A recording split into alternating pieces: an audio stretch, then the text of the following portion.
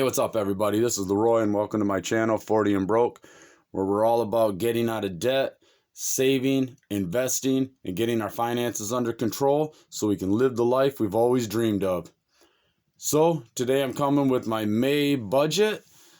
You'll notice there's a little bit different on here.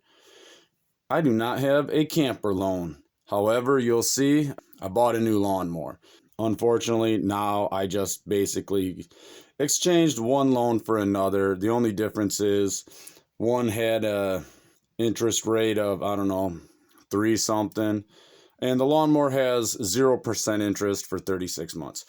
But I'll get to that later. So here we go. Basically, once again, I got all my stuff written out: my mortgage, Hulu, my roof loan, M1 on the 24th, my internet, the 2 days I get paid, or the 2 days I get paid this month, because I only have 2 paychecks, and that was the 3rd paycheck from April, would have been April the 30th, which was on a Friday. So then I have my credit card, and I wrote on here Kindle, even though I canceled my Kindle subscription because I've been reading more paperback books that I've been trying to catch up on. I have a bookshelf full of books that I haven't touched, so I see no point in paying for Kindle, even though it's $10 a month. Why throw away $10?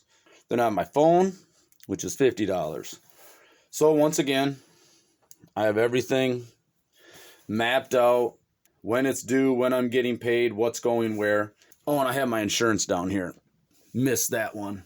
Here's what I've been doing. If we look over here at my emergency fund, the last time my emergency fund was at $132.50. Now it's at $165. So basically, I haven't really been adding money to it, but at the end of the day, I'll take any money I have left over in my account and round it to the nearest 0 or 5. So that's basically what I've been doing, $1.50 here, $2 there. And that got me about, $30. So I haven't really been throwing much in that. You'll notice my other sinking funds, like my propane, went from $261 down to $50. That's because my father-in-law had some problems with his lawnmower, so I paid for the parts so that he didn't have to. I took money out of my account. I needed new tires for my car because my dad looked at my tires and he was like, yeah, those are about to blow. And I was like, yeah, they got some life left. And then we looked at them and yeah, you could see threads.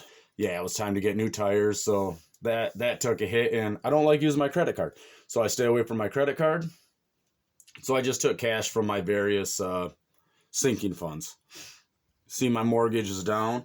That went from $67,589 down to $67,446. So what we're looking at there, basically 100 and some odd dollars. 142 on my mortgage was gone. Credit card is down to $4,900, and it was at $4,981. So I took $81 off that, but I haven't been paying a lot on the credit card. And the Jeep is at $58.34, down from $60.35. $200 that the Jeep's been taken off on. And the roof, I finally got the number on the roof. However, this number was for April, and I made a payment in April, and I'm about to make another payment. So that's actually going to be probably down below the $14,236. I just don't have the number on it right now, and at least I get the monthly statement. I was looking at it. So, and now here's what everybody, I'm sure they want to talk about, how I just traded one debt for another, my lawnmower. Well, I had an old lawnmower. It was a complete piece of, I can't even say crap to put it nicely, because that's putting it nicely. The thing was just garbage. Poulon Pro, I do not recommend buying one. I mean, I was using it to mow a hayfield, so it's bouncing all over heck. I was having problems with it throwing the belt within 3 months, 2 months of getting it. It went back all the time on the dealership. So it was junk, in my opinion. Finally, one day, starter went out, got a new starter, put the new starter on it. Within 10 seconds, that starter just exploded on me. Just crazy as all get out. And I was like, okay, I'm done. So we went and started looking at lawnmowers. We're looking at some Cub Cadets, some of the mid-grade, zero turn, just residentials. Well, I had a motorcycle, a 2009 Kawasaki Vulcan. Well, I ended up selling it on Facebook and I got $2,500 for it. So we were already looking at a lawnmower thinking, well, we'll spend around $2,500 when we get our taxes. I figured, heck, we got this $2,500. What we can do is bump up the lawnmower from, a low-end residential to a higher-end residential, something a little beefier, something that can take more of a beating. So we got a nice little Husqvarna zero-turn 54-inch. I mean, the thing's built like a little tank. It's pretty solid. So the wife really likes that. I would totally have some B-roll footage of her driving it around, but she absolutely refuses to get into my videos. So, but what I did was that come out to roughly $5,300. So now on a plus side, seeing that it's being used to mow my hay field, that became a write-off because it's farm use. And I used $2,500 to put on the lawnmower, and then the money that I was going to put towards my camper that I'd already paid off, which was an additional $200, down to $2,200. And hopefully I get a bonus at work, so I'm going to throw most of that bonus right at that lawnmower, which will probably knock that at least in half. So in 2 months, I'll have ended up paying off nearly the whole thing. So it's not like I'm going to have that loan for long. It'll be paid off within like 5 months as compared to the 3 years that the 0% interest rate goes for. That's the plan. And then the next thing you know, I'm moving and I am going to whack out this roof loan because that is a large interest rate and I want that one gone. So, but I also have to build up that emergency fund and build up my sinking and bill funds because of all the expenses I've had this past month in April. My stuff has taken a whack. Instead of cutting off on that lawnmower, I might build my bills back up because seeing as that's a 0% interest rate anyways, I just don't like having loans. Basically, there it is. That's my budget. I'm going to take everything on these paychecks. I got everything set aside for this already. Once I get those other paychecks, set everything aside.